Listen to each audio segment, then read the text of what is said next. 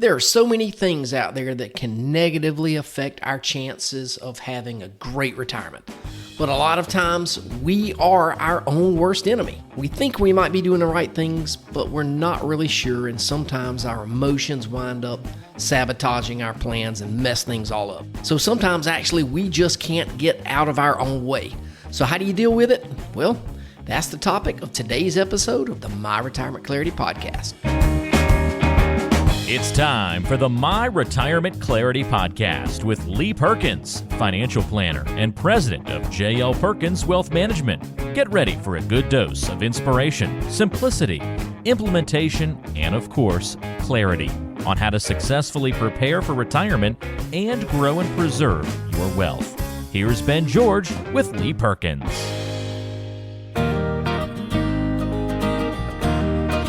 Glad to have you back on My Retirement Clarity. We talk all the time about different strategies, different approaches to financial planning and investing and saving. But we don't often talk about maybe the biggest key to retirement success. And sometimes it's just getting out of your own way. Yeah, that we see that a lot. People sort of making some of the same mistakes that we see people make over and over. And sometimes we have really good intentions, but boy, lots of times we are simply just we're just getting in our own way. Yep. So we're going to go through some of the ways we do that with our money and try to help you make some better decisions along the way when it comes to financial planning. So that's the goal today on My Retirement Clarity. Again, you can find us online, myretirementclarity.com. If you want to call Lee and his team over at J.L. Perkins Wealth Management, you can do so at 478-254-3550. How's everything else going, Lee, in the office? Any pickleball tournaments going on? Yeah.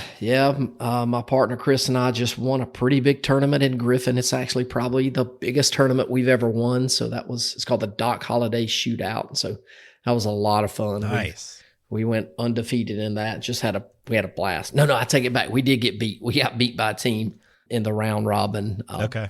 But yeah, we won the tournament. It was a lot of fun, and the pickleball court at our property, I got it painted last week, so nice. It's great. Had a first inaugural match on it this weekend, and so that was a ton of fun. But right now, we're doing a lot of activities around my son who's graduating from high school. Sweet.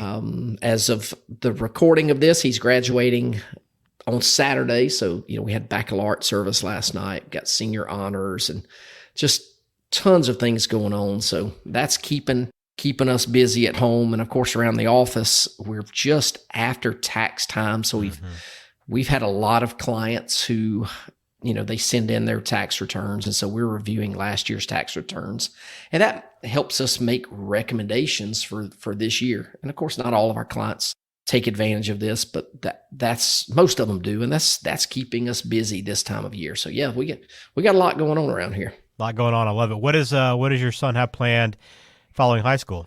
All right, so he is going to Georgia Southern down in Statesboro. Nice. In the fall. So he's excited. He's sort of mentally checked out of high school. Yeah. He's ready to go. Senior year hadn't been real difficult for him, and he's going to be rooming with 3 of his high school buddies. They've already got the place picked out, the dorm that they're going to be in. So they're excited. I'm just trying to give him some good, solid financial lessons along the way too. My parents gave him a pretty good chunk of money. So we're going to open an account for him and let him learn investing and all the kind of stuff. So just trying to teach him how to be a responsible young adult. So It's going to be a challenge.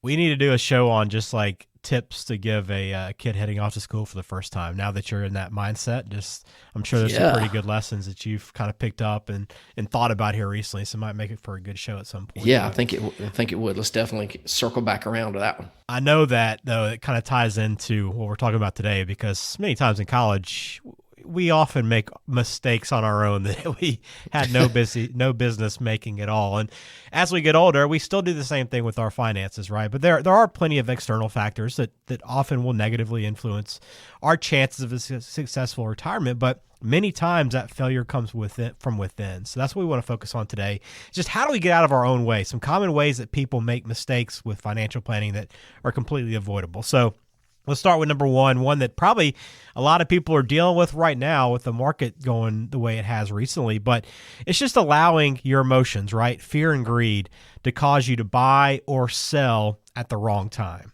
Yeah, Ben, I would say that without a doubt, this is one of the biggest ways that I see people mess up. They get nervous and they are tempted to hit the panic button, and sometimes they do. Investment discipline is one of the easiest things to talk about, but it's one of the most difficult things to actually maintain. Why is it? Well, I think it's because we let our minds play tricks on us all the time, and we simply imagine the absolute worst case scenario. And it's psychological financial warfare. That's what it is. And it's real. And people are going through this right now with the markets, like you said, being as volatile as they are. So when this happens, those worst case scenarios play out in our heads, and we think, okay, the market was down 500 points last Thursday. It was down another 900 points yesterday, and I'm looking at the futures and they're down again today. So we start telling ourselves, if this keeps happening, eventually our accounts are going to go to zero. And that's what we tell ourselves. And so we, whether or not that's going to happen, it's just not going to happen. The chances of that happening, if you're properly diversified, it's just not going to happen. But when we start thinking like this, we start obsessing over what the stock market is doing today, right now. And honestly, Ben, I think sometimes, advisors, we can sort of be the problem here. And I'm guilty of this a little bit as well, because when we sit down with people and we have the risk conversation and we're talking about how much risk are you comfortable with, we're doing that in the context and in the setting that everything else in the world is okay. And so we're just looking at how much, sort of downside risk somebody can take. But the problem is you can't look at this in a vacuum. If everything else in the world is okay and your account's down by 15%, you might feel okay, pretty good. But when you add in, something like a war in Ukraine, a president with dementia who can't seem to get out of his own way, throw in supply chain issues and inflation, all of a sudden that 15% starts to seem like just the tip of the iceberg. And so, Ben, this is why I do what I do. And in my opinion, this is one of those times when I'm at my greatest value for my clients. My job is simply to keep them from making a bad decision at the worst time. And I think a few shows ago, we talked about one of the quotes that Charlie Munger had, and it's the first rule of compounding is to never interrupt it unnecessarily. So if you're out there, you're worried, don't panic. Make sure you got a plan in place. And if you don't, you can give me a call and we can certainly talk about your situation.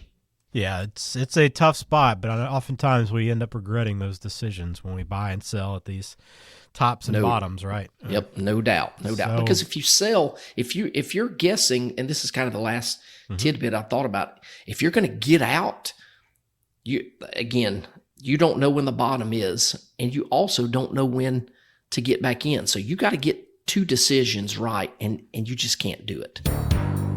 Hey folks, Lee Perkins here. If you've listened to this podcast for any amount of time, you know how much I hate taxes, and I know you probably do too. Our politicians are completely out of control. Their spending is off the chart, and you've got to be prepared for increasing taxes in the future.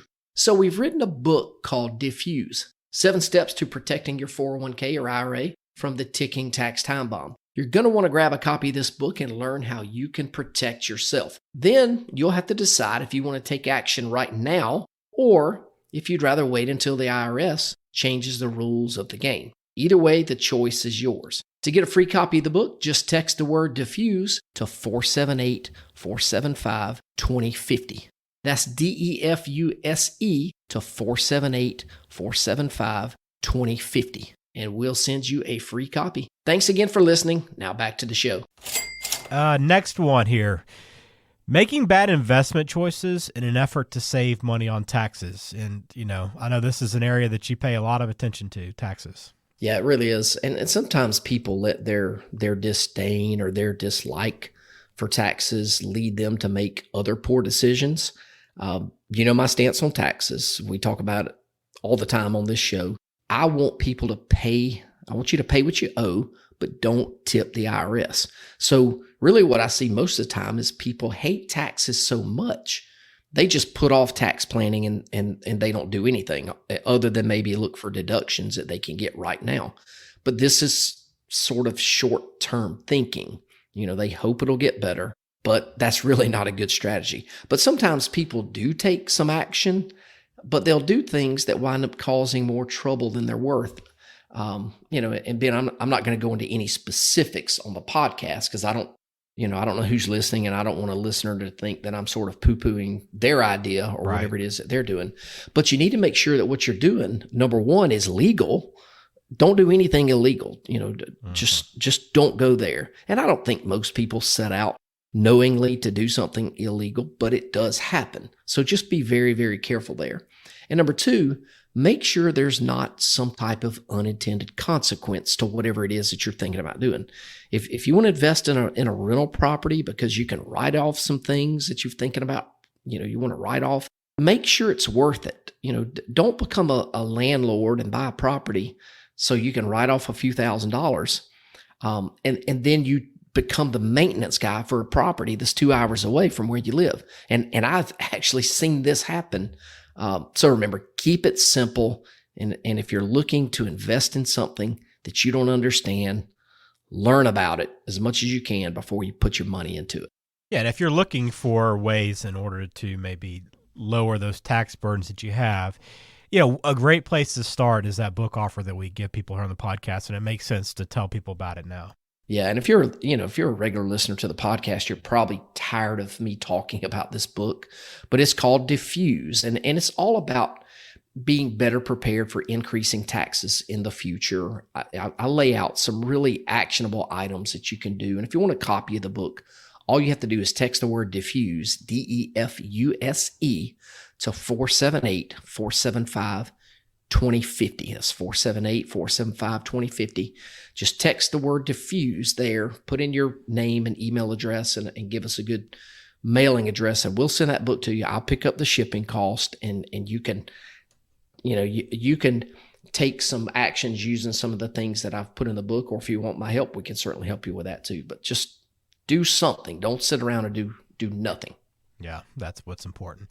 Speaking of that, takes us to our next one, right? Kind of indecisiveness. When you have a lot of money you keep in cash, and it could be because you're worried about the market and you just want to keep cash, and you wait, you'll make a decision on when to get back in later, or you just, hey, I'm going to put my money in cash for now. I'll decide what to do with it later. But either way, keeping that money in cash for too long can really hurt you if you're procrastinating. Yeah, and I'm a big fan of cash, and I think most everybody is, especially my kids and probably my wife. But we're all big fans of cash. But it is an interesting subject. How much do you keep, and what's too much to keep? What can you do with it to earn a little bit of interest? So here's the deal. I sort of talk about cash with people in two different ways. The first way is an emergency fund. I want you to keep enough cash on hand that you don't get in a bind if something happens, some type of an emergency, whether it's the transmission going out or the AC going out at your house. Those are emergencies.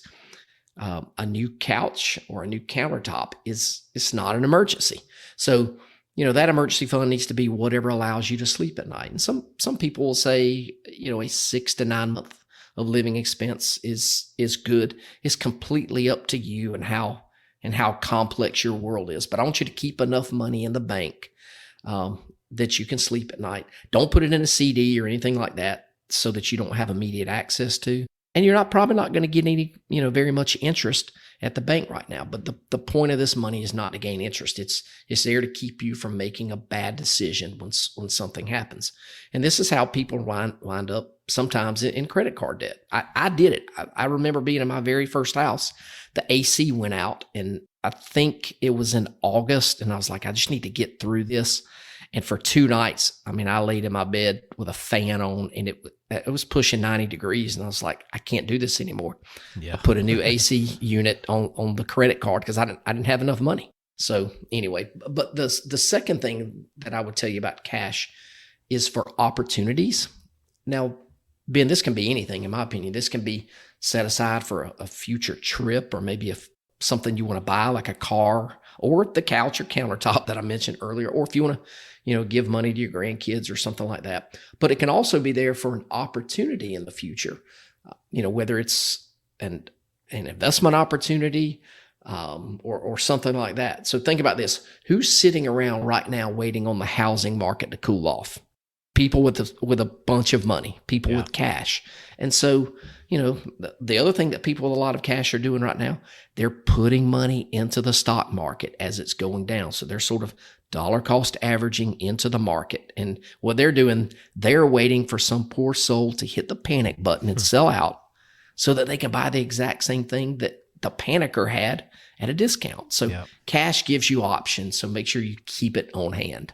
All right. So on the other side of the spectrum, from people that just put things off forever, those that overthink too much, right? Where you just get to the point where you're going back and forth on everything so often where you just eventually don't even make a decision at all. Yeah, this is paralysis analysis. I see a lot of people do this, and I've seen a lot of people do this in the past. We probably all know somebody like this. They spend a ton of time doing research or thinking about all their different options, but they never make a decision. So, Ben, my wife and I are building our house right now. You know that. And I made the mistake of bringing her like 8 or 9 different color samples for our deck. They're actually little chunks of wood for the deck that's on the house. And they've been on our counter for over a month now. And she looks at them every day trying to make a decision. And I've told her, Pam, you got to let me know. I got to tell the builder which one we want. She said, I'm still thinking, we'll do it. So you know what I did 2 weeks ago? I threw 6 of them in the trash, and I only left 2 there. And I told her these are the only 2 that were available because the others are out of stock. She made a decision in 5 minutes. And so I think it's the same thing. Don't tell her that I said that. And she is not a listener of this podcast. She said, I hear you talk enough at home. I don't want to hear you on the radio. But it's the same thing when people try to make decisions that pertain to their retirement. And I think, early in my career, looking back, I probably did overwhelm people with all of the choices and all the decisions that they had to make, leading into retirement. And I think with giving them too much information, sometimes it might take 4 or 5 meetings for them to decide whether or not they're ready to retire or whether or not they're, they want my help. And so now I simplify things. I don't complicate it. And people are going to, they'll decide in the second meeting, after our second meeting, if they want my help or not, want to become a client. So just, don't sit around and not make a decision because you're still analyzing. Yeah. All right, one last thing here, secrets to retirement success, just getting out of our own way. And one mistake that we all seem to make, Lee, is we like to listen to people that aren't financial professionals, whether it be family, friends that mean well, have great intentions for the advice they give us, and maybe the stock tip or investment advice they give us, or if we're watching someone on TV that sounds very knowledgeable and is making a great case for something. But either way, just blindly trusting that without either doing our research or leaning on our advisor to help us kind of parse through what is good and what's bad, that gets us in trouble every time. It does. And I've talked on the show before. Sometimes I will I'll talk negatively about the brother-in-law because it seems that that's where a lot of financial advice comes from, is a brother-in-law who is not not a financial professional. People take financial advice from people who aren't in the business all the time. Recently, I met with a younger couple from South Carolina, and he recently retired as a federal employee. And we did a whole bunch of planning for them, answered their most pressing questions. And, we were set to bring them on board as clients. And ultimately, at the end of the day, what he did, he sent an email saying that he had some family members who retired from the federal government, and they told him he just needed to manage his TSP on his own and not use an advisor. And so that's what they did. And I think they got everything they needed from me and just chose not to become a client. And that's fine. I wish them luck. And I think they'll figure it out that going down the road, that there's a whole lot more to this than just managing an account. So I always say to people, Ben, would you ask your friend or your relative who's not a doctor to help you with a root canal? No, you'd go to a dentist. Why? Because that's what he does. So it's the same thing with financial advice. When you need real financial help, you need to work with a professional. Can a family member give you some good solid tips? Sure they can, but are they going to be able to help you with everything that you need as you get to retirement and get through retirement? Probably not. No, and there's this gets us in trouble. I think about it too all the time. I see somebody talking about something and they make you confident and make you believe, and it can get you in trouble. But always just rely on your advisor for not only just investment decisions, but everything we talk about here. Anytime you have questions, lean on them to help you figure out what's best for your situation and what's going to be most beneficial for your retirement plan along the way. So again, if you want to set up a time to meet with Lee, the best place to start is talkwithlee.com. Again, to visit talkwithlee.com, you can schedule a meeting there. If you want to listen to other podcasts that we've put out, you can also go to myretirementclarity.com. There we'll have everything. It's kind of a hub for everything that Lee does. Plus, if you want to call, the number that's easiest for you is 478-254-3550. All right, we got a question that came in this week. I want to get your thoughts on, Lee, before we get out of here. Question came in from AJ in Macon. It says, I have 7 different IRAs, all at different investment companies. It's gotten to be a lot to keep up with, but I like the idea of being diversified like this. That's a good idea, right? Yeah, AJ, thanks for your question. No, I don't think that's a good idea. Just because you've got 7 different IRAs, that doesn't mean you're diversified. And I think a lot of times when I meet with somebody who's got a lot of different accounts, and I think the record, Ben, I think I met with a lady one time that had 13 different accounts. They're just simply overwhelmed, and they don't have a good idea of what they have. And chances are they got a bunch of the same holdings, and it's not likely that they have a very efficient portfolio. So, AJ, if I were you, I would consolidate those IRAs down to 1 or 2 accounts and just make sure you have a diversified portfolio inside of those accounts. Because if you just got a bunch of accounts, that doesn't mean you're diversified. Your diversification comes in what is held inside of those IRAs. So anyway, I appreciate you writing in, AJ. Yeah, thank you for that question, AJ. If you have anything on your mind, again, send it to us, myretirementclarity.com. And then one last time, Lee, that ticking tax time bomb book offer for everyone. We'll give that to them one more time before we get out of here. Exactly. Yeah. If you want a copy of that book, text the word diffuse to 478-475-2050. And we still get, Ben, people texting diffuse, DIFFUSE. Right. I guess that is a word. Yep. But for this, it is DEFUSE to 478-475-2050. We'll drop that book in the mail to you the same day. All right. Well, we appreciate you listening to this episode of My Retirement Clarity. Hopefully you won't make these mistakes with your retirement planning. And if you have any questions, again, start with talkwithlee.com. And please subscribe to the show wherever you listen. You can find us on Apple, Google, Spotify, Stitcher, all the major platforms. And Lee, we'll look forward to doing this again soon. Thanks, Ben. Appreciate it.